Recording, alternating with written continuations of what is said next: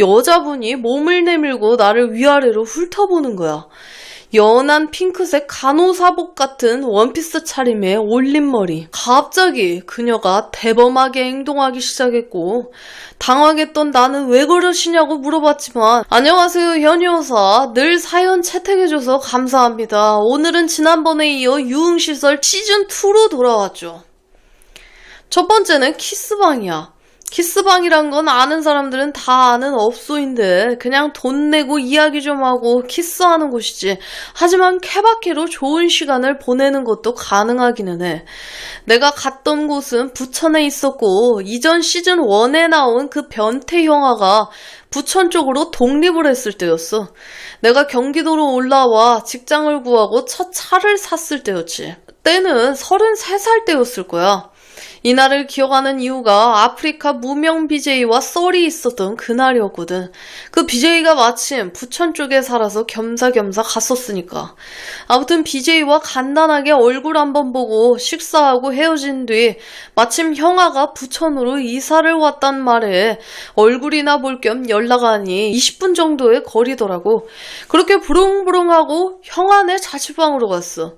아는 남자 동생과 같이 독립해서 투룸이었는데 형은 큰 방에서 여자친구와 같이 지내고 동생이 작은 방에서 지내기로 했다더라고. 그렇게 형과 형 여친과 셋이 놀다 보니 맥주 몇 캔 마시게 됐지. 원래는 동생이 외박한다고 해서 동생 방에서 하룻밤 자고 올 생각이었는데 이 동생 놈이 약속 펑크가 나서 집에 와버렸던 거야. 넷이 놀았는데 문제는 잠자리였지. 동생 방은 진짜 작은 방이라 한 사람 겨우 누울 수 있는 자리였고, 형 방은 크긴 한데 커플이 같이 자는 방이다 보니 낄 수도 없고, 그래서 2시 좀 안 돼서 나왔지. 차는 가져왔는데 술은 마셨으니 방법이 없고 잘 곳을 찾아 어슬렁거리는데 길바닥에 키스방 찌라시가 떨어져 있는 게 보이는 거야. 듣긴 했는데 한 번도 가본 적이 없었는데 호기심이 생기더라고. 그래서 찌라시에 적힌 번호로 전화를 해서 찾아갔어. 지금 생각해보면 미친 짓이지. 전화번호 털릴 수도 있는데 말이야. 아무튼 알려준 장소로 도착해보니 지하였어. 대충 노래방을 개조한 것 같은 구조였지. 카운터를 지나 좁은 복도를 사이에 두고 작은 문들이 늘어서 있고, 그중 한 방을 들어가 보니 딱 조그마한 노래방, 룸방인 거야. 노래방 기기만 없었을 뿐 작은 테이블 하나에 디귿자 모양으로 낡은 인조가죽 소파. 잠시 뒤 아가씨가 들어오는 거야. 조그마한 바구니엔 요구르트 2개와 익숙한 젤, 그리고 일회용 물수건 몇 개, 포니테일로 묶은 긴 머리 위에는 끝나시 스타일의 탑, 아래는 짧은 플레어 스커트, 그리고 커피색 스타킹. 옆자리에 앉아 그녀가 까준 요구르트를 단번에 들이키고 이야기를 나눴어. 별 쓸데없는 이야기였지. 어디서 왔냐, 뭐하다 왔냐, 술 마셨냐 등등. 가볍게 어깨동무를 하고 손을 만지작거리는데 이쁘게 네일아트가 되어 있어 계속 만지작거렸지. 키스할래요? 아니, 그냥 이야기나 해요. 하라는 키스는 안 하고 이야기만 하면서 그녀의 무릎을 계속 쓰다듬었어. 스타킹 취향이라서 말이야. 그렇게 한참을 이야기하다 보니 갈증이 올라와. 가뜩이나 겨울이라 실내 난방을 해놓은 데다 달디단 요구르트까지 마셨으니 입안에서 단내가 올라올 정도로 말하다 혀가 입안에 달라붙고, 여기 마실 건 없어요. 갈증 나는데. 그러자 그녀가 몇 가지 있다고 해서 돈을 주고 가져오게 시켰더니 가짜 맥주 몇 개를 들고 오는 거야. 차가운 음료를 서로 마시다 보니 아무리 실내 난방이 빵빵하다고 해도 겨울인데 춥게 입고 있었으니 그녀는 추워했고, 한쪽에 벗어놓은 코트를 들어 어깨에 둘러주고 가볍게 안아주니 고양이처럼 품에 안겨오더라고. 코끝에 느껴지는 달달한 향수 냄새에 취해 그렇게 좋은 시간을 보내고 이야기하다 내가 있는 곳으로 오게 되면 연락하겠다고 해서 연락처도 주고받고 헤어졌는데 연락은 개뿔. 그 뒤로도 연락이 온 적은 없어. 두 번째는 퇴폐 이발소야. 퇴폐 이발소는 뭐 키스방과 같은 업소라고 보면 돼. 우연히 접하게 됐고 듣기만 했지 가볼 생각은 없었거든. 장사를 말아먹고 취업을 하려고 경기도로 올라오고 난 뒤였어. 대충 31에서 2이었던 때로 기억해. 여름이 오기 전 늦봄이었지. 기존의 아웃소싱을 통해 다니던 회사를 그만두고 나름 대기업 계열사에 관심이 생겨 이력서를 준비하고 있었어. 12시쯤 한낮이었던 걸로 기억하는데 대기업 이력서라서 재학증명서 등 필요한 서류들이 많아 서류 떼는 일을 하고 마지막으로 증명사진을 찍으러 가는 길이었어. 길거리를 지나다 쇼윈도우에 비친 모습을 보니 머리가 덥수룩 간 게 엉망인 거야. 급히 머리를 자를 곳을 찾았는데 하필 그쪽 근처에 미용실이 하나도 없었지. 그나마 가까운 미용실이라고는 제법 떨어진 상업지구로 가야 했는데 동사무소에 학교에 은행에 오전 내내 정신없이 발품 팔아 걸어다닌 탓에 발도 아프고 어쩌지 하던 차에 조금 떨어진 10층 정도 높이 고층 빌딩 이발소 회전 등이 돌아가는 게 보이더라고. 고등학교 올라가기 전까지 고향 동네 이발소에서 주로 머리를 깎다 보니 이발소가 낯설진 않아 에라 대충 단정하게 다듬고 사진 찍으러 가자 싶었거든. 대낮에 번화가 한가운데 건물에 이발소 회전 등 밤도 아니고 대낮에 퇴폐 이발소가 영업을 할까 설마 아니겠지 하고 빌딩으로 들어섰어. 건물 안내도에 3층 이발소라고 적혀있길래 계단을 타고 올라갔지. 혹시나 퇴폐일까 하는 마음에 조심스레 계단을 나와 복도에 들어섰는데 구석에 밖에서 본 것과 같은 입간판이 돌아가는 게 보였어. 한 걸음 한 걸음 가는데 상호는 없지만 투명한 유리문에 이발소라고 적혀있고 안에 이발소 의자와 거울 같은 게 보이더라고. 다행이다 하고 들어가려는데 덜컥 문이 안 열리는 거야. 유리문 너머로 안을 보니 불이 꺼져 있는데 바깥 창으로 비치는 햇살에 안이 보였거든. 멀쩡한 이발소는 맞는데 왜 문이 잠겼지? 점심때라 밥 먹으러 갔나?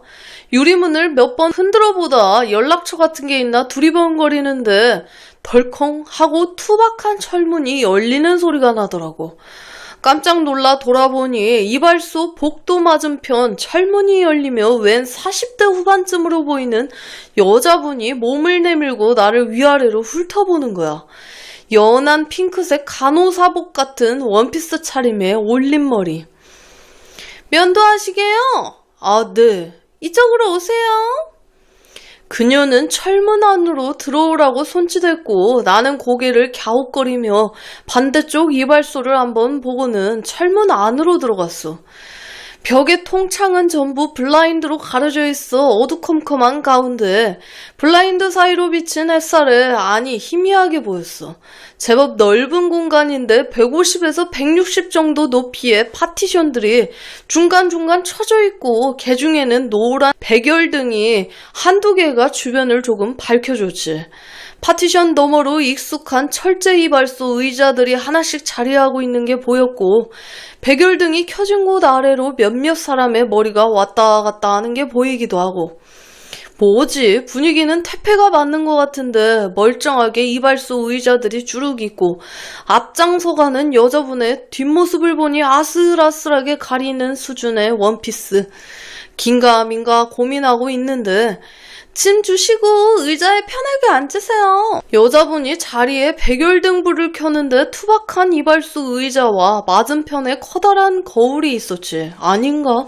의심을 멈추지 않고 가방과 외투를 벗어 그녀에게 건네고 조심스레 의자에 앉게 됐어. 끼끼! 익숙한 쇳소리와 함께 의자가 슉슉 하고 올라가더니 곧 철컹철컹 소리를 내며 그녀의 조작에 의자가 뒤로 젖혀지더라고.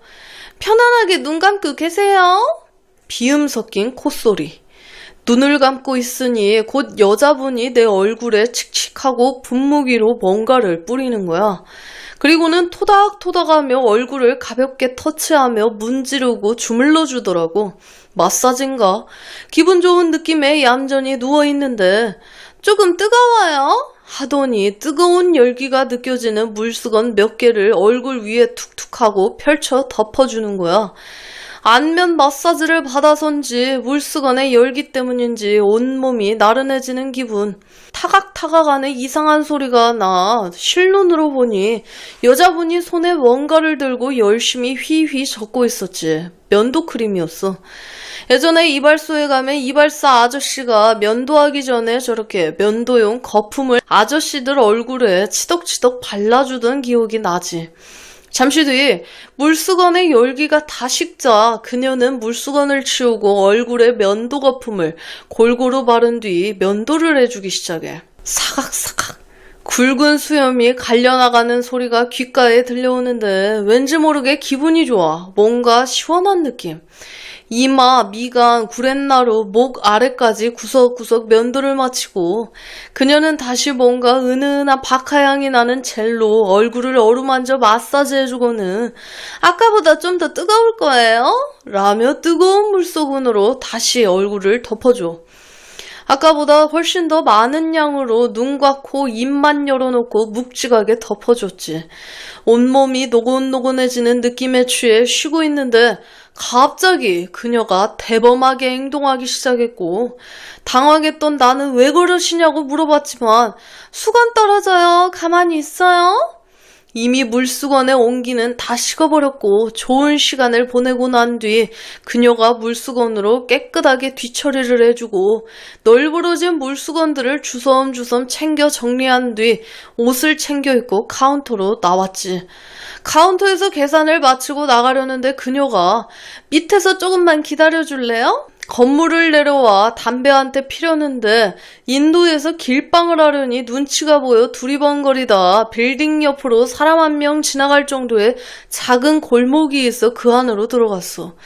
마침 한쪽에 빈 깡통 재떨이도 있겠다 숨어서 담배 피고 있는데 잠시 뒤 한 여성이 팔짱을 낀 채 골목 안으로 들어오는 거야. 지나가는 사람인가 싶어 한쪽으로 비켜주려는데 내 옆으로 붙더니 따라와요. 바뀐 데다가 머리를 풀고 있어 못 알아봤는데 아까 이발소의 그녀였던 거야. 헐렁한 니트티에 검도 바지처럼 통이 큰 팔부 바지, 적당히 도톰한 발목에 굽이 있는 슬리퍼를 신고 자그마한 백 하나를 둘러매고 있었지. 대충 담배를 비벼 끄고 그녀의 뒤를 쫄래쫄래 따라갔어. 막힌 골목인 줄 알았는데 몇 번 코너를 꺾으니 반대쪽 라인으로 빠져나오는 길과 이어져 있었고 그리고 그녀가 향한 곳은 다른 건물에 가려 큰 길에서는 보이진 않았지만 지은 지 얼마 안 되어 보이는 모텔이야. 팔짱을 낀 채 새침하게 턱짓으로 계산하고 오라는 신용을 하길래 냉큼 대실비를 내고 주머니 하나 받아 모텔방에 입성하게 됐어. 그리고는 모텔에서 서로 씻겨주고 2차전을 즐겼지. 중간에 쉬면서 이야기를 나눠보니 나이는 40대 초반의 이혼녀. 모텔을 나오니 어느새 해가 져 하늘이 노랗게 물들어 있었고 길거리가 제법 어둑해지고 있었지. 서로 연락처를 주고받고 또 보기로 했지만 그 뒤로는 보지 못했어. 재취업의 준비로 바빴던 탓도 있겠지만 막상 다시 찾아갔을 땐 단속 때문인지 뭔진 몰라도 이발소는 완전히 폐업을 했고 연락처도 없는 번호로 뜨더라고. 간만에 잘 맞는 여자 만나서 괜찮았는데 좀 더 일찍 연락해서 만났어야 했나 후회됐지만 이미 끝나버린 거 뭐. 핑계였던 재취업은 뭐 절반의 성공으로 만족했어. 정작 준비했던 정규직 공채는 보기 좋게 떨어졌는데 어떻게 운이 좋게 아웃소싱 통해 비정규직으로 그 회사에 취업을 하긴 했거든. 그리고 이 취업이 내가 품질 쪽에서 일하게 된 계기가 되었지. 세 번째는 방석집이야. 이곳을 처음 듣는 사람도 많을 거야. 지역에 따라 부르는 명칭이 조금씩 다르지.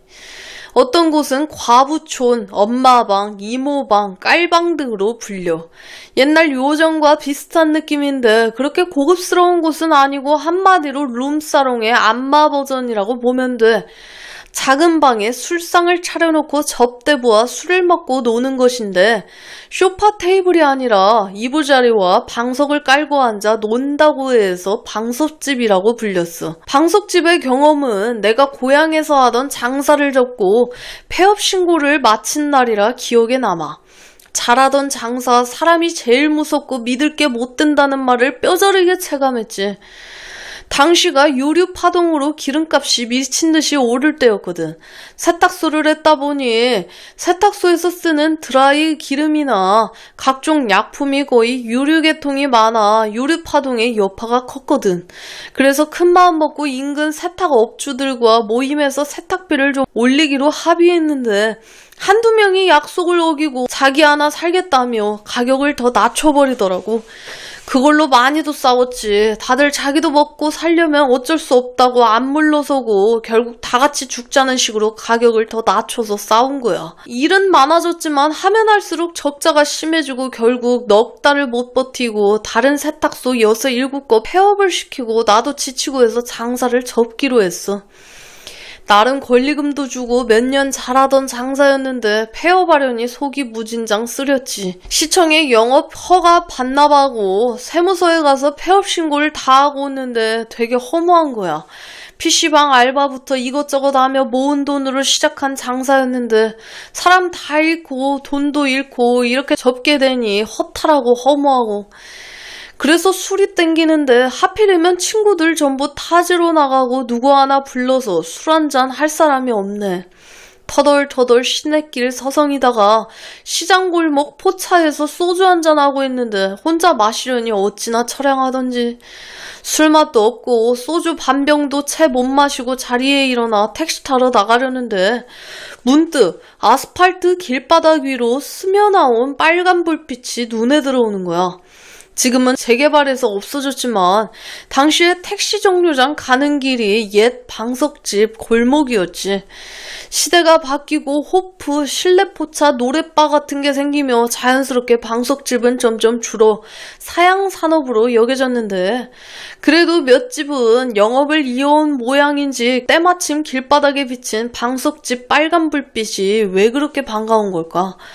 300m 정도 되는 거리에 딱 한 가게가 영업 중인지 살짝 열린 샤시 문틈 사이로 불빛이 새어나오더라고. 문을 열고 들어가자 낡은 나무문 너머로 70대쯤으로 보이는 할머니 한 분이 TV 드라마를 보다 딸랑거리는 종소리에 놀라 문을 열고 나오셨어.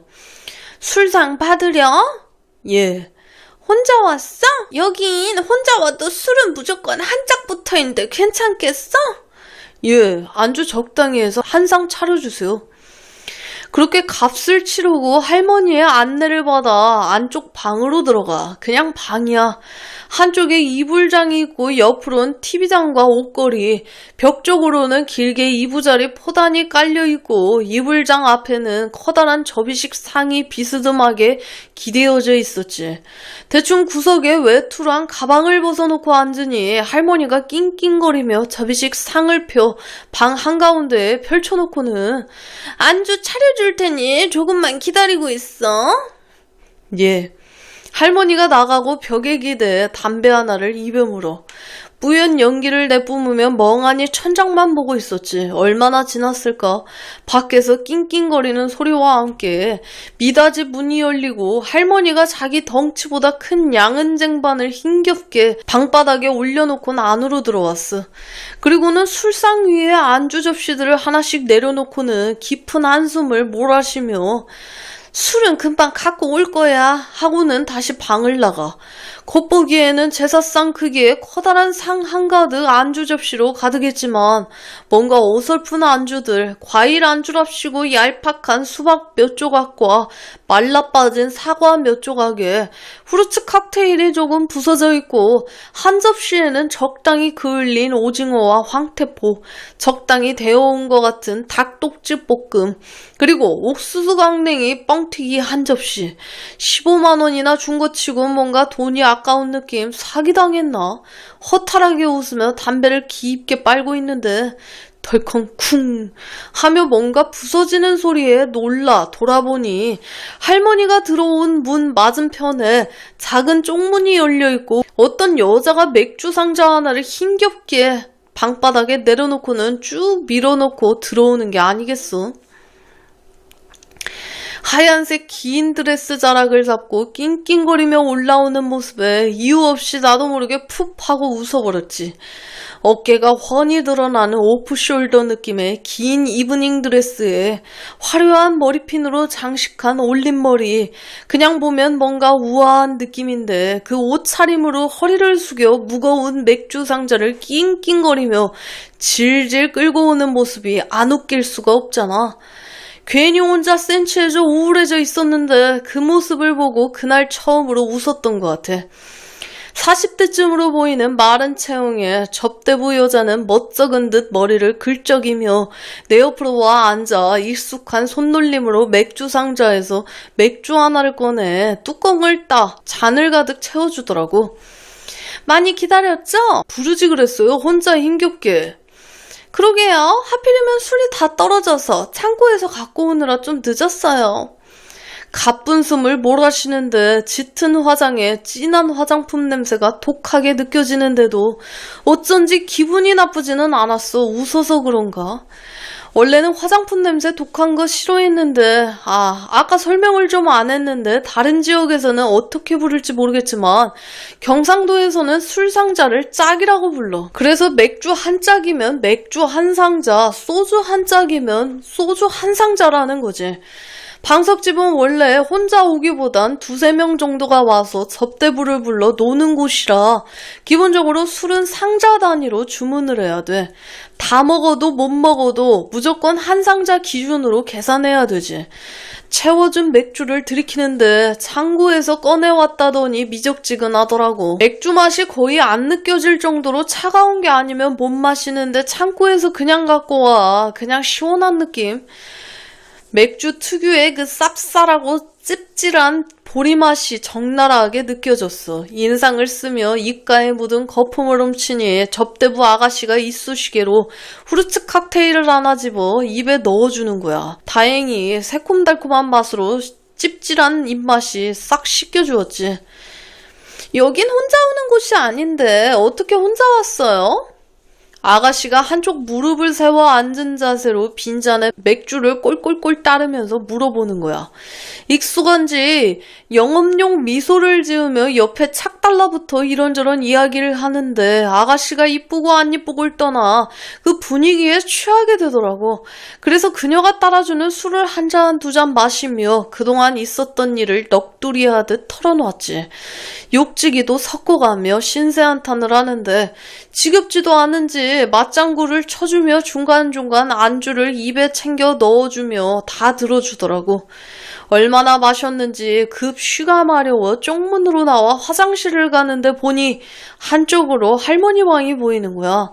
시간이 늦어서 주무시는 건지 방에 불은 꺼져 있고 TV 불빛만이 중간중간 반짝거리는 게 보여. 시원하게 아랫배에 가득 찬 물을 쏟아내고 돌아서는데 어질어질. 이래서 맥주를 싫어하지. 내가 좀 이상한 쪽으로 후각이 예민해. 알코올 도수를 떠나 술 향기에 약하거든. 휘청거리면서 방으로 돌아오는데 그녀가 일어나 나를 부축해주는 거야. 그런 거 있잖아. 정신은 멀쩡한데 몸은 취해버린 상황. 몸이 내 맘대로 잘 안 움직이는. 앉아있는데 몸의 중심도 제대로 못 잡아 휘청거리다 보니 아가씨 쪽으로 기대게 됐고 젓가락을 잡는데 삑사리가 나고 정신은 멀쩡한데 온몸에 힘이 빠져 오징어처럼 내 몸이 흐물거리는 느낌. 그녀가 따라준 맥주를 한 잔 더 마시다 채 다 못 마시고 후아 하고는 그대로 방바닥에 벌러덩 누워버렸어.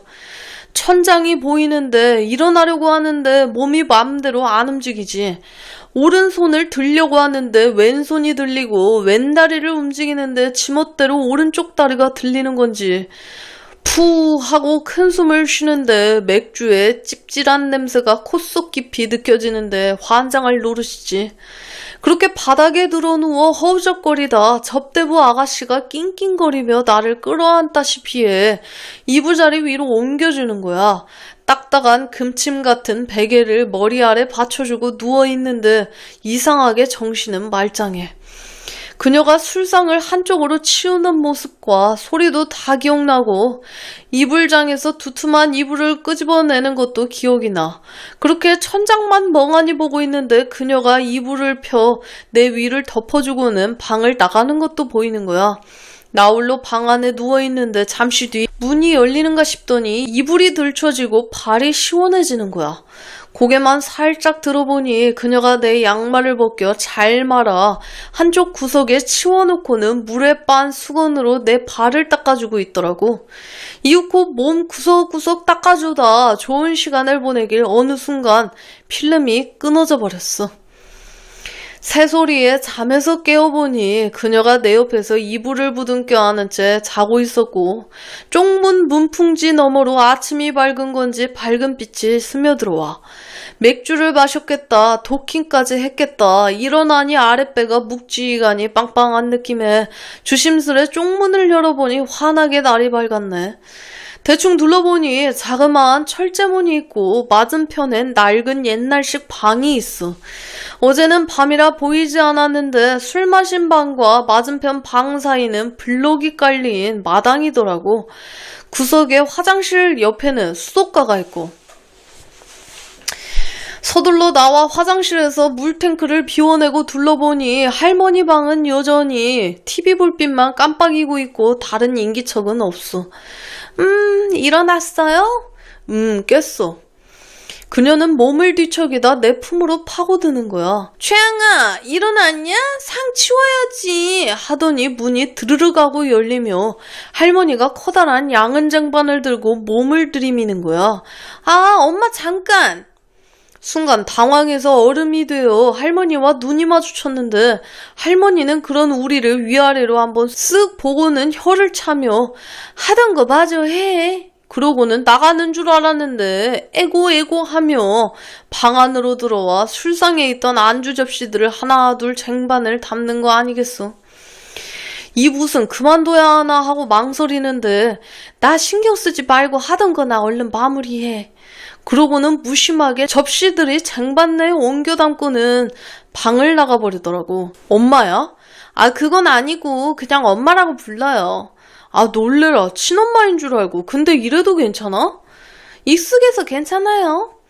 그녀는 대수롭지 않다는 듯 했지. 하긴 원래 방석집이라는 게 술 먹고 노는 곳이다 보니 남녀간에 대수겠어. 덜컹 하더니 이번에는 쪽문이 열리며 할머니가 얼굴이 쑥 하고 들어와. 와, 씨. 나는 놀래서 넘어갈 뻔했는데 할머니는 아무렇지도 않은 듯 무심하게 빈 맥주 상자를 끄집어내 방 안쪽에 소복이 모아놓은 빈 병들을 하나둘 주워 담고 있고 그 모습이 마치 요즘 사람들은 잘 모를 수 있는 듯 귀국산장이라고 옛날 개그 프로에 할머니로 분장해 여기저기 불쑥 튀어나와 뭐 필요한 거 없어? 없음 말고 이 모습이 떠올라. 진짜 간이 쪼그라붙는 줄 알았지. 나와서 신발을 신는데 할머니는 구석에서 빈 병을 정리하고 있고 그녀도 대충 옷을 추스리고 잘 가라고 손짓하고는 할머니를 거들어주러 가더라고. 그 후로 취업을 해서 경기도로 이주하기 전까지 방석집은 3번 정도 더 갔어. 잘 맞춰주는 것도 있고 어쩐지 술을 마시면서 편한 기분이 좋아서. 그리고 마지막으로 이사 전날 이삿짐을 다 싸놓고 마지막으로 가봤는데 술을 먹고 떠난다고 했는데 그닥 아쉬워하진 않은 것 같더라고. 아쉽지 않냐고 하니 영영 떠나는 것도 아니고 고향이니 종종 오지 않겠냐고. 자기는 계속 여기에 있을 거니 내려오면 가끔 놀러 오라고 하더라고. 하지만 막상 일자리를 구하고 한두 달에 한번 고향집으로 내려왔는데 2번 정도 가서 만났는데 3번쯤 방문했을 때 방석집은 없어졌어. 재개발 때문에 그 일대 점포가 다 없어져 버렸지. 서로 연락처를 안 받아뒀던 터라 연락할 길이 없어져. 그렇게 그녀와는 연락이 완전히 끊어져 버리게 됐지. 그리고 그 방석집이 있던 자리는 완전 핫한 곳이 돼버렸지. 아마 어지간한 한국 사람들이라면 한 번쯤은 다녀갔을 거야.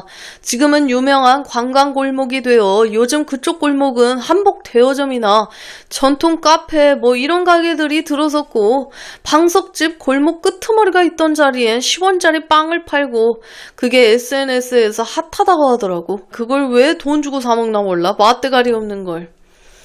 아무튼 이걸로 내 유흥 경험담 시리즈는 마무리하도록 할게. 라면서. 여러분들의 소중한 시청자 사연을 받고 있습니다. 살아오신 인생 이야기나 연애, 결혼에 대한 이야기를 아래 이메일 주소로 보내주시면 감사드리겠습니다.